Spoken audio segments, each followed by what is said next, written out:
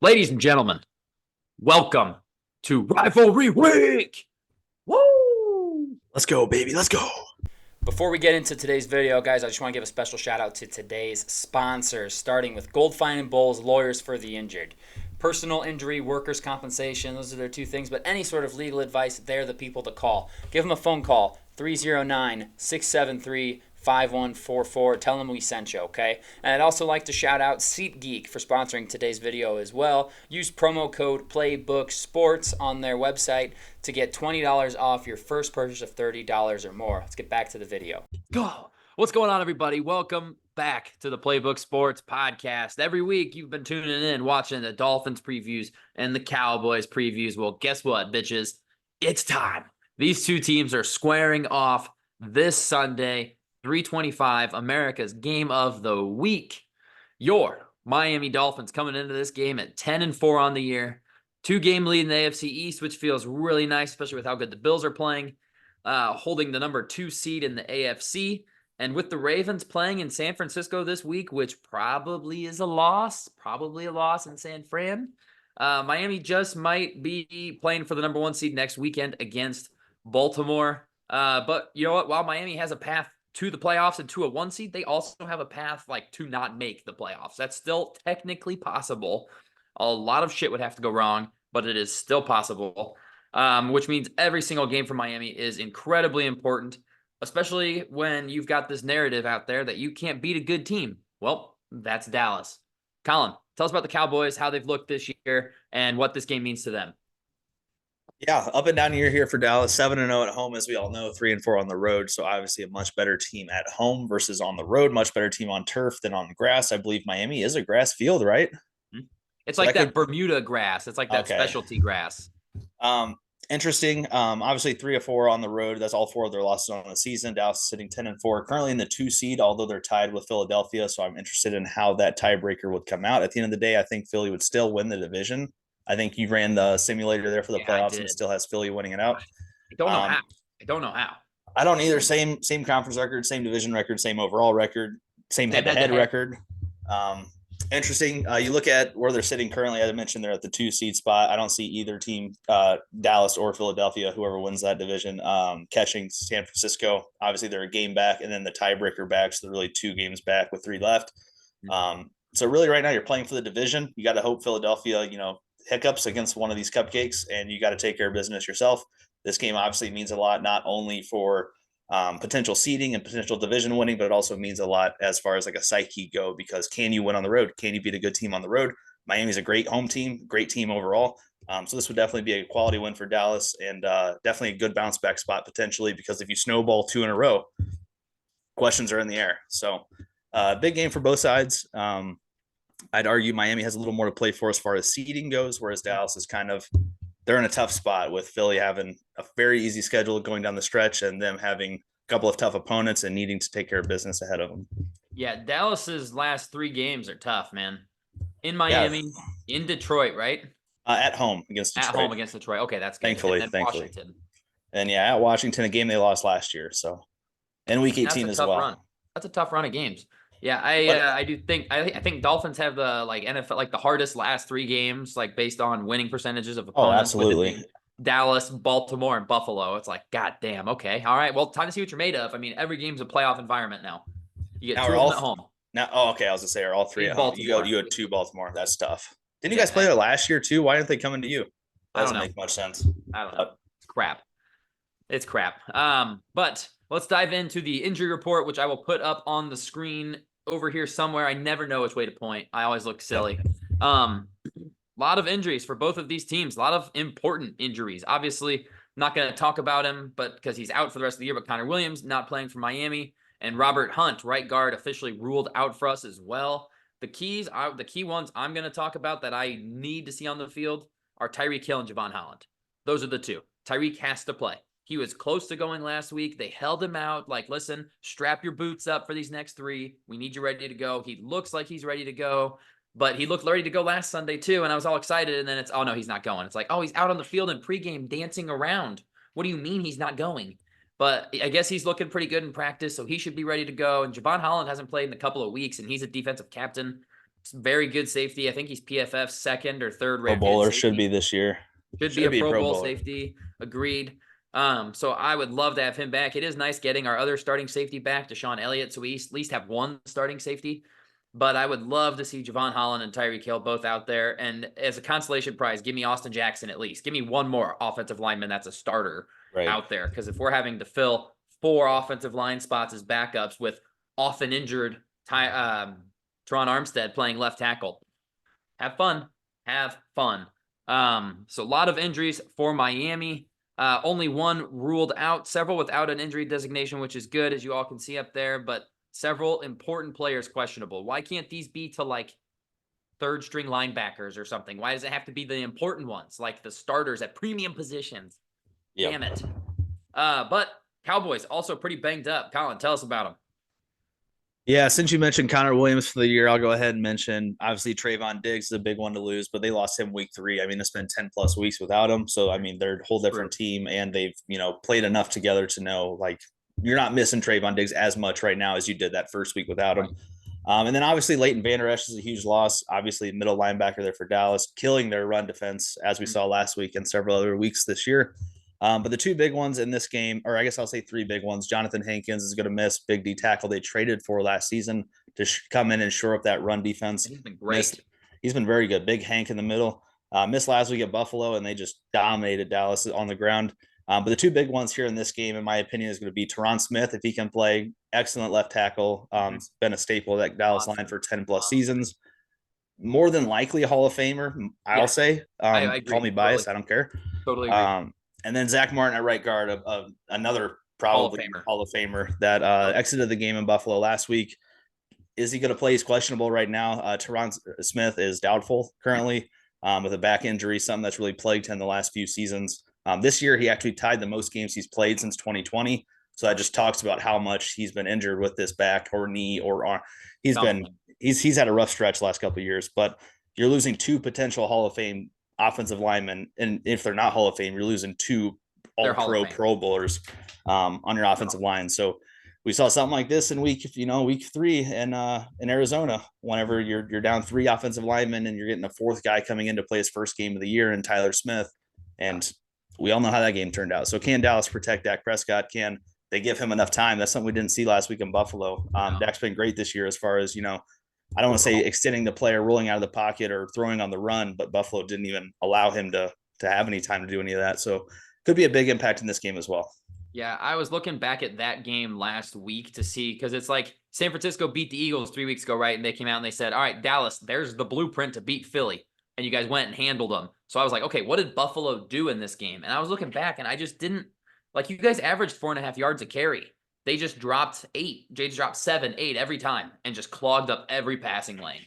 And they were basically daring your front to get runs against them, basically saying, run the ball, go ahead, we'll give you the run. You're not going to pass on us. Yeah. And that seemed to work, because Dak definitely had his worst game of the season, because he's been the MVP of the NFL all year. He has been unbelievably good.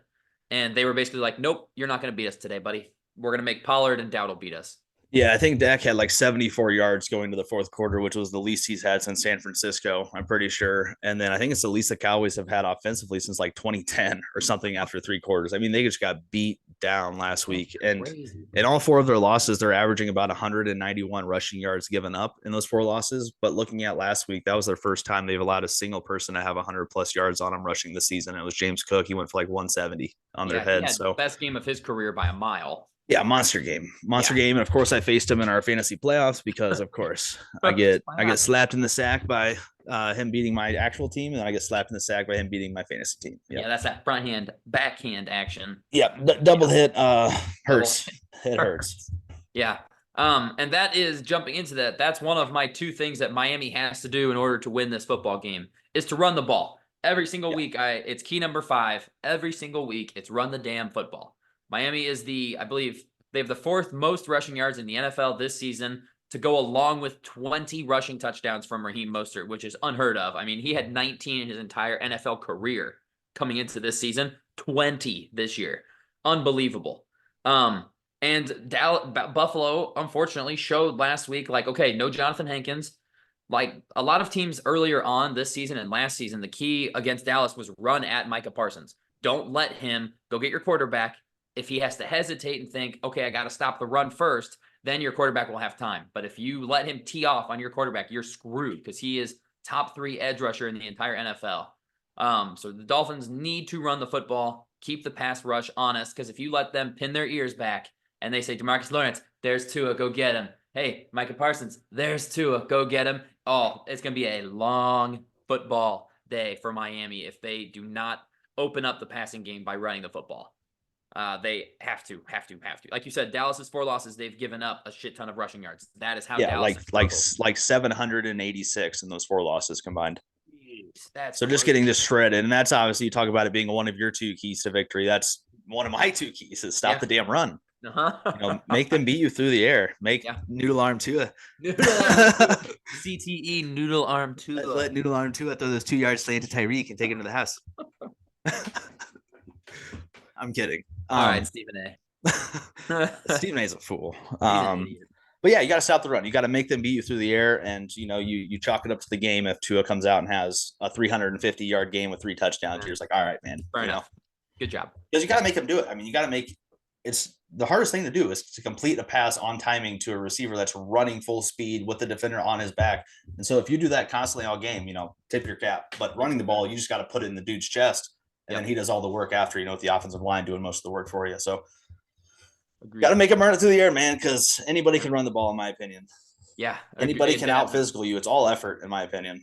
Who wants it more? Who wants it more? And it seems like the Bills' offensive line and the Niners' offensive line and the Eagles' one-time offensive line and the Cardinals' offensive line, they all wanted it more in those weeks. So, yeah, it's going to be – if Dallas commits to the run, that wouldn't be like – especially early. If Dallas commits to the run early, Miami could be in trouble. Like if they're committed to stopping the run because – if we start running the ball, getting 7 yards a carry, 6 yards a carry, all of a sudden you're having to drop a safety in the box to help, and then you've got to cover Tyreek Hill and Jalen Waddle with their speed, and that is not easy. Gilmore has been locked down, but he doesn't have the Hill and Waddle speed to keep up with them with one safety over the top. No. That's where this game will be won, is if Miami can run the ball, they will be able to then throw the ball. But if Miami cannot run the ball and Dallas gets to drop 7 and just rush for it to that's trouble. That spells a lot of trouble.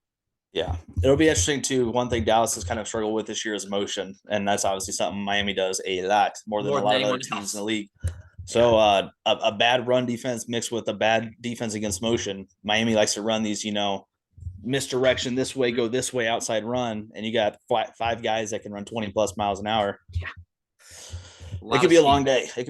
But I do think, like I said on our pod, I do think the under is probably the play in this game just because of how banged up each offensive line is, how good each defense has been, and, just the marketability. Anytime 2 really dynamic offenses plays, how many times do we actually see a big game? Never. I mean, Buffalo, Kansas City, under. Buffalo, Dallas, under.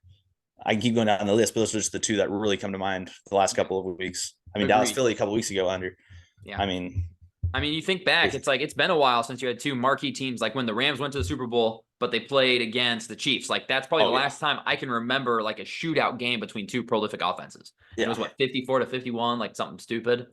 Like it just doesn't happen very often because defenses are good. Defensive coordinators are good. And that's key number 2. Last week, I needed a Mike McDaniel masterclass to overcome the injuries and overcome no Tyreek Hill, and he delivered. This week, Dolphins need a Vic Fangio masterclass. McDaniel came through with a good game plan for us. Dolphins defense 5th on the year in yards allowed, which has been surprisingly good. And it's even more impressive when you consider 2 of their first 4 games, they gave up 34 to LA and 48 to Buffalo, got absolutely slaughtered. So after that point, after week 4, they have been the number 1 defense in the NFL, and Jalen Ramsey has been going crazy. It's going to come down to can the defense slow down the Dallas attack in a similar fashion to how Buffalo did it? Can we get home with 4? Vic Fangio doesn't blitz. He doesn't do it. I think we blitz at like the 3rd lowest rate in the NFL, which is such a change from last season when we just sent cover 0 to everybody. Cover 0. Go get him. Go get him. So dumb. Fangio doesn't blitz, but he gets pressure with his guys. So can Bradley Chubb have an impact? And if no Tyron Smith, so I'm assuming Tyler Smith would probably kick out to left tackle. It's either him kicking out or it's fucking like Chuma Edoga coming in and plugging and playing in the left tackle. He played early in the season with Smith, missed, I think, 7 games, I want to say. He missed a bunch of games earlier this year. That name sounds familiar. It's going to be brutal. It's going to be brutal. Well, and if you're having to start your backup right guard, like TJ Bass. If Woo. Fangio can get pressure home with 4 and able to drop guys like Jalen Ramsey came out and said today, like the plan, I don't follow receivers. We split up the field. X has this side, I have this side. No, I need Jalen Ramsey to follow CeeDee Lamb, please. Because he'll kill Xavier Howard. He will kill any other corner on our team. Jalen Ramsey has a fighting chance, at least. You've got to, like, I hope that was just BS. I hope he's like, don't tell him what we're going to do. Obviously, it's 2 days before the football game. Don't tell him, yeah, Jalen's going to follow him. Like, hopefully he follows him for my team's sake. If he doesn't follow him and CD goes off in fantasy, well, it is what it is. I will survive. But yeah, my second key, and probably even the bigger one, as opposed to running the ball, is we need the Dolphins. Dolphins defense has to come out and play. Got to come out and play against this Dallas offense, which is prolific, has been dominant all season, and is playing in good weather. Yeah, it's on the road. Yeah, it's in grass, but it's in Miami at the end of the day. It's like you can't simulate better conditions than in Miami. Right. It's as nice as it'll be. So no weather impact on this game at all. This is going to be a great game. Great game. What's your second key to a Dallas victory? Second key, this isn't it, but hopefully they just motion CD to cater Kohu all afternoon. That'd be nice. No, second key is keep number 4 clean. Yeah. Obviously, going back to what we already talked about, the trenches and the injuries on the offensive line. We saw it last week. If he has no time to throw, then a lot of these slower developing routes can happen. Receivers aren't getting as much separation earlier in the play. Could be tough. So keep that clean, keep them upright, and try to reduce the amount of pressure coming at you from Miami's front. Because they got a couple of guys in the middle. They got a couple of guys on the outside. I don't want to see any Stinkles in this game. We're going to have a Van Stinkle, baby. Better not see a Van Stinkle in this game. I'm going crazy. Also, Bradley Chubb started to turn it on a little bit, so we need to see him slow down. That was big with Tyron Smith because I felt like he would just completely shut down Bradley Chubb. Yeah. And now it's in the air. But yeah, that is big. And then, Wilkins and Sealer on the inside have been very good together. And then we got Van Stinkle and Ogba on the other side. I wish Jalen Phillips that hadn't happened, man. That's brutal because with the way Chubb's playing and the way Phillips was playing, those two rushing, man, you got to have 2 talented tackles to slow them down. Yeah, Chubb, 3 sacks last week. He's up to, I think, 9.5 sacks on the year so far. Very quietly, 9.5 sacks. He's been very good. Yeah, that's crazy. A game with as many dynamic playmakers and the amount of speed that's on the field on both sides of the football. My 2 keys are basically the trenches. Yeah, that's what's not the run defensively. Keep your quarterback clean offensively. Yeah. Yep. That is absolutely what this game will come down to. Who can cause the most chaos with 4 down defensive linemen? Which 4 D linemen can get home the most and cause the most pressure, allowing you to drop more? Because as soon as you take a safety down, as soon as you bring on an extra D lineman and take someone out of the backfield, that's when you're in trouble against both of these teams. Like, this is a narrative game. I would say this is a game of narratives because these teams are considered very similar. And if you think about it, they are. They're each the number 2 seed in their conference. They're each on top of their division as of today. They both have had prolific offenses all year, opportunistic defenses all season. One team can't beat a team with a winning record, even though they've only played 3, all of them on the road, whatever. Can't beat a team with a winning record. And another team can't beat a good team on the road, even though they only have had 3 opportunities to beat a good team on the road. So what narrative gets squashed this weekend? That's what it's going to come down to, is who finally breaks the mold. And will they even count it? Like, if Dallas comes in and beats Miami, are they going to be like, well, Miami's not even that good. You guys, it's not like you went to Philly and beat them or San Fran and beat them. Who cares? Congrats, you beat a team without you that can't beat a good team. Congrats. Exactly. And if we win, it's okay. You same old Cowboys at home. Yeah, exactly. Yeah. Good job. You beat them in Miami, but can you go on the road and do this in Buffalo in driving snow? If you can, I don't believe in you. It's stupid. Neither team's getting any credit for the win. No. Nope. And just getting absolutely destroyed for a loss. Oh, absolutely. Eviscerated for a loss. Now the question comes down to which narrative is broken, and we're going to get into final verdict brought to you by the law offices of Goldfine and Bowles. Give them a phone call if you're looking for any sort of legal advice in the Central Illinois area, 309-673-5144, and tell them we sent you. Colin, I'm going to come to you first. Give me your final verdict on this football game Sunday afternoon. Final verdict. You want my scores for both teams or is the Cowboys score? Both teams. Okay. I think Dallas scores 23. Okay. I think Miami scores 20. 20. Okay. Okay. I got a 23-20 low scoring game, and of course I'm going to be a homer and pick my squad. Well, yeah, got to. Absolutely have to. But that's my final verdict. I think it is a low scoring game. I think it's over under is like 51 or something Mhm. currently. I think it goes well under that score, by more than a touchdown, honestly. But that's my verdict. I think final verdict. Yeah, I also have this game coming down to 3 points. I have it Miami 24, Dallas 21. I have it Okay, being low we're right scoring there. within 3, and I think Dallas will have the ball last, driving for a field goal. Can't let them get within 60 because Aubrey's hitting it. That guy, Yeah, best kicker in the NFL, in my opinion, right now. dude, he's One kicker, the incredible. one. He's the one. He's so good. I do think this game goes under, surprisingly, because everyone's talking about, oh, it's the two Ferrari offenses. It's the two go, go, go offenses. But I think this game is going to be about both teams trying to establish physicality and who can run better. I can run better. No, you can run, back and forth, a lot of time coming off the clock. I do think it's going to be a low scoring, one possession game. There's just no way it won't. I mean, they're the number 2 seeds in their respective conferences. Like, Right. well, I mean, this is awesome this weekend that we have the number 2 seeds battle and the number 1 seeds battle. That's awesome, awesome football. And it's funny that the number 2 seeds are both labeled as like frauds, like borderline Super Bowl contenders, and then both ones are like surefire, like best teams in the league. Super Bowl preview incoming. I wouldn't argue that, to be honest, but I wouldn't also like call a 2 seed a fraud through 15 weeks. You know what I mean? We have seen bad teams beat good teams every single week of the season. Every single week, a team that shouldn't win has won. So when both of our teams have won 10 games out of 14, that's impressive. I don't give a shit who you've beaten. Literally anybody can beat anybody. Like, that's just how it is. These are all professionals. Yeah, like both of our teams lost the Bills, lost to the Eagles once, Bills once.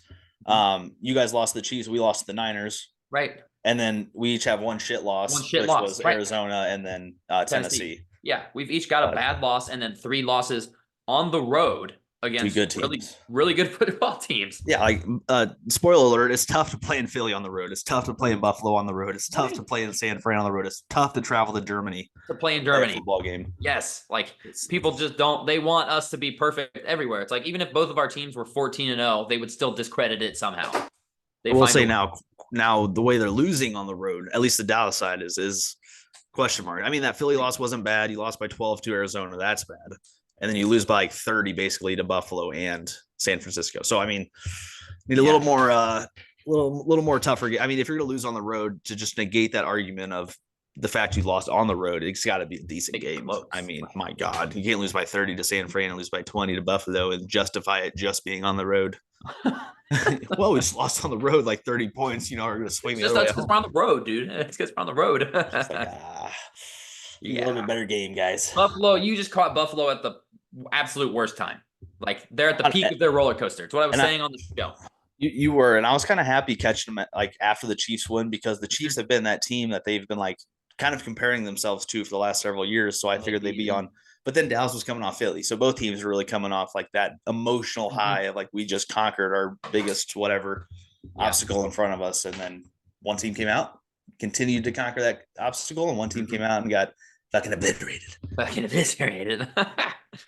But this game is going to be awesome. I really do. Even if it's low scoring, even if it goes 40, 24-21, 23-20, like that's a good football game between two good teams. And hopefully both of these teams will play again later in the season. That's what I'm talking about. Come on. That would be wicked. Come on. I don't highly understand. Improbable though. Yeah, it is. Well, God. See, what's crazy is like in the AFC, Baltimore doesn't really scare me. Baltimore doesn't frighten me as much. 49ers, I think, are the biggest threat to win the whole thing. Obviously, right?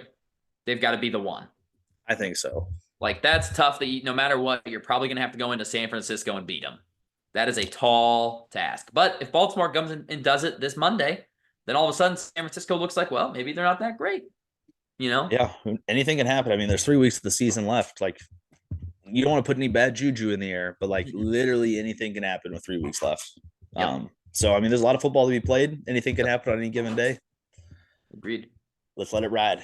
Ride. Hell yeah. It's going to be a fun day. Going to be a good game on Christmas Eve.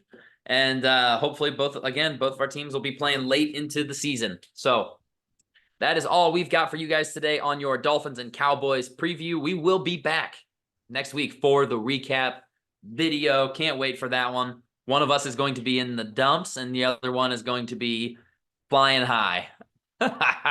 Wow. Forgetting which angle you're at here. Yeah. There we go. Damn. Alrighty. That's all we got. We will see you guys in the next one. Let's go.